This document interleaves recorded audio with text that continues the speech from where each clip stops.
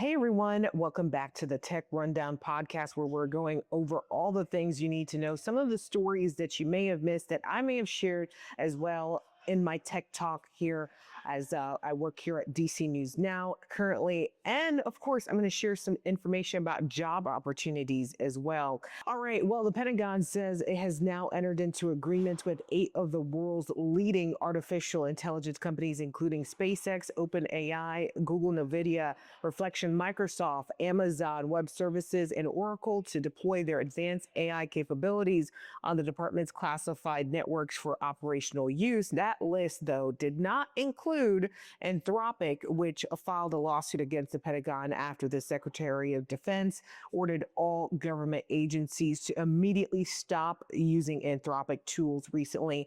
Soon there will be some type of legal decision on that. That is still being worked out in the court. So, yeah, interesting to see this new effort with the Pentagon trying to partner with as many artificial intelligence companies to bolster their efforts to really get ahead when it comes to technology, which is important not only just for our national security, but also as we compete with other countries as well. Also, soon there will be a new way to pay for items on your phone through Cash App. Cash App announcing that they are now testing the nearby payment option, which allows people nearby to pay faster. In this example that they shared, it works similar to a Bluetooth feature, and you can just hold up your phone to another person's phone to share the payment. They say it's being tested in Cleveland, Philadelphia, and Chicago. I personally like this, and I think this is pretty cool because, I have been to vendors where they can't just pick up or figure out how to get paid fast enough. They recommend Zelle or something like that. And I find that Cash App is a lot faster. And we already do this in terms of this Bluetooth feature and being able to pay from phone to phone with contact methods. Right now, we are able to share contacts pretty quickly on our iPhones with that method. So I think that will work out pretty nicely there. We'll see how that works. Also, flying air taxis took a step closer to becoming reality this week. We know in New York City, there was a big news about this there. Allison of Joby, the chief product officer, saying it's a critical proof of concept with the company targeting passenger flights as soon as the second half of 2026. They're saying that it can take you quickly through New York City, how traffic can be there. And here in the DMV, traffic is pretty bad too.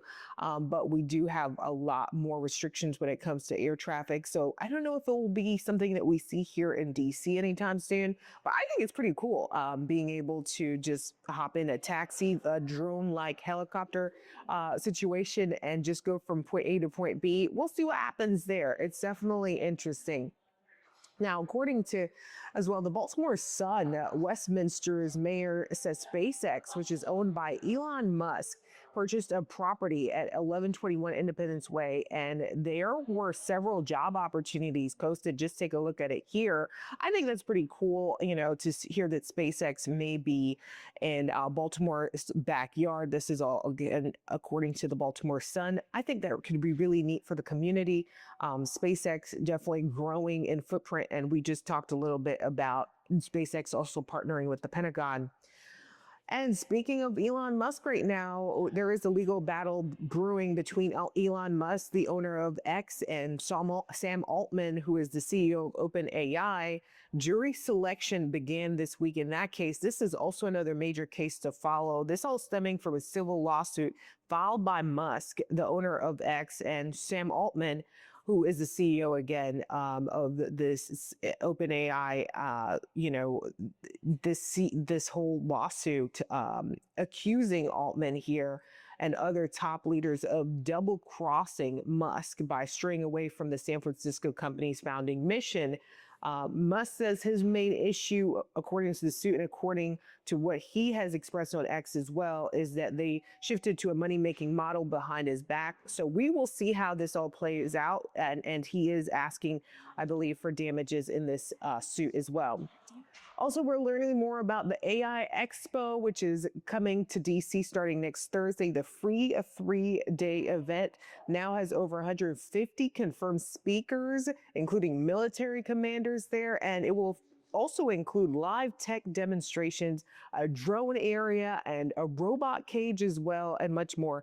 It's all scheduled for May 7th through May 9th. So that should be good. I went for several years. I've been going to this AI Expo, and I was able to test out VR headsets and all types of things. And Google is also a major sponsor this year. So that should be really fun. Definitely check it out if you're interested in learning more about AI.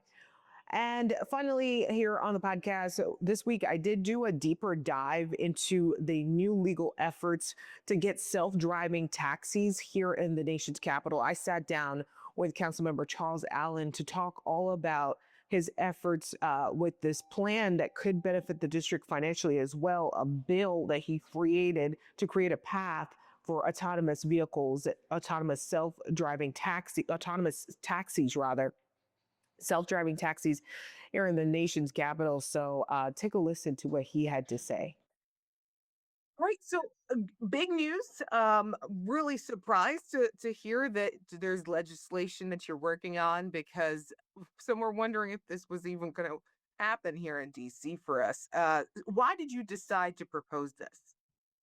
Well, it is a big deal, but we've been spending the last several months really working with a good number of stakeholders that include our autonomous vehicle operators, workers and representatives that they have, trial lawyers, others, and frankly, learning from other cities about what's worked and what hasn't, so that whenever this happens, it's going to work well for DC and for DC residents. And so the legislation we have is going to do that. And so, have you been talking to multiple autonomous vehicle makers, and which are some of the makers that you're talking to right now? Well, right now, for example, in DC, you have both companies like Waymo and Zoox that are in the permitting and in the testing phase, and those are some of the companies that we talk to kind of get their feedback on what we're putting forward. And they're not alone though. We have serious issues around how would you handle liability or risk if there was a collision, and so this legislation addresses that. We talked with representatives of workers to think through how do we make sure that any worker who might be displaced, this legislation can work on that. We also talked with transportation policy experts. How do you make sure that you're not just adding congestion to our roadways, but this is something that actually is solving a problem? So all those stakeholders together, I think, are what help produce a piece of legislation that's going to get us off on on the right foot. Yeah, those are all great points. And a lot of times, people are wondering with the DMV, though, I got to say, I live 30 minutes away from my job and I drive for an hour every day. The infrastructure, I try to think about that when I'm imagining the self driving vehicles on the roads. Will DC have to take another look at traffic before they are rolled out? Well, we should be looking at traffic, whether we have this or anything else. Frankly, we're back to congestion levels mirror pre-pandemic levels. So we've got to do a lot more on congestion. But the way we try to get at it in this legislation so that autonomous vehicles aren't adding to congestion is we put in a vehicle miles traveled tax. What that will Mhm. do is incentivize the company to make sure they are only operating when they're carrying a passenger somewhere. Because the last thing we want is just a bunch of empty cars driving around, taking up space and parking and in congestion. And I think that's one of the big where DC will be a leader in this. I think the approach we take is something you don't see in other cities, and it's going to put DC at the forefront. Yeah, that's very important. What else would you like to see in terms of making sure that this actually works? The safety, Waymo had a couple incidents where they were driving past a school bus stop sign, and other incidents where people are just wondering what is it doing. Yeah. So, what are you saying to Waymo about that? Those concerns? Well, those examples are a really great reason why I've always said I don't want DC to be the first to roll out this type of technology, but I also don't want us to be the last. DC needs to be a place that supports innovation and that is wanting to see how technology can help solve problems. But we also have to do it in a way that works for DC. So the legislation requires things that we haven't seen in other states. So it requires, for example, that any operator has to have redundancy in their system. We probably all saw examples where the Waymos just bricked in place because the power went out at their control center. And what this does, it allows us to actually require redundancy. So if the power goes out at one, they've got a backup that kicks in so we don't see that. It also requires that the companies have to work to ensure that first responders have the type of training and support so that you don't run into some of the situations we've seen in other cities. And let's be honest, in DC, we're the nation's capital. We have First Amendment protests that take place all the time. We have presidential motorcades that run through the city. We've got to make sure that first responders know exactly how to work with these vehicles if there's not going to be somebody behind the steering wheel itself. So all of this has been built into legislation to really make sure that it can work for DC and the unique parts that make DC the nation's capital. And so at this point, I like what you had to say about not being the last. Do you feel like we're a little behind? No, I don't. I think we're striking it just right. Um, we're learning from some of the errors and mistakes that other cities had. You mentioned a couple. It helps us make sure we see where they got it wrong and also how they got it right. And that makes better policy for us. I'll mention one other way that I think this takes a very different tack than you've seen in other cities. Right now, if you live in Ward 7 or 8 and you try to hail a ride, you got a 50-50 shot it's going to even show up. But I guarantee you're going to have longer wait times for a ride than other parts of our city. Our legislation requires that autonomous vehicle operator has to have equity so that the wait times are the same whether you live in Congress Heights or whether you live in Shaw or Upper Northwest. It requires them to have a redistribution plan of their vehicles so that nobody is left waiting. And that to me is one of the ways we use policy to help solve for a problem you saw in other jurisdictions or that we frankly see right now with ride sharing in DC. Yeah. And what do you say to critics who may be saying that this may take away jobs from rideshare drivers, currently humans? I think that's a real risk. And that's why the legislation requires a couple of things to happen first. One, the Department of Employment Services and for hire vehicles has to put together a workforce report to look and analyze what are the risks we see. And then we are creating for the first time ever a new fund. So that vehicle miles travel tax, as well as the permit application fees, which will turn into millions of dollars every year, will go into a new fund we create that gets split 50-50. Half of it's going to go to reinvest back into WMATA and transit. The other half is going to go help support workers that may be displaced. So we really want to take care of our workers, take care of our public transit. Listen, there are going to be some people who love to get into an autonomous vehicle and ride that where they want to go. But I don't want that to come to the expense of our public transit riders, of our workers. And I think this legislation strikes the right balance. And so, what's the timeline right now for maybe seeing an autonomous vehicle on the roads? Well, I think we should be clear eyed about this. You're not going to see it next week or next month. The legislation is being introduced today. Then we will hold a hearing on it once we get done with the budget. So, likely you're talking about a hearing in June. And so then we'll work over the summer and potentially have a vote on it in the fall. That sets up the next stage. But remember, right now, the mayor and DDOT have not issued any further testing permits for the companies to even take their next steps. So the legislation lays out a pathway to get there, but you also have to have a partner on the executive side that's going to actually issue permits and move it forward. Do you think the mayor will sign off on this? I don't know. Okay. And then also, in terms of just the testing and the what we've seen the last couple months, Waymo Mhm. did issue a statement to DC residents asking them to reach out to council leaders and the mayor. What did you think about that approach? We've been in touch with Waymo, with Zooks, with others for months. So I don't fault anybody for advocating for their own self-interest.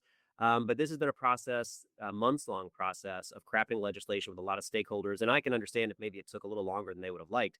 But at the same time, I'm not going to rush something to benefit a company rather than our DC residents. And so this is legislation that focuses on getting it right, making sure we build in those lessons learned, and really trying to answer the questions: what's the problem we're trying to solve?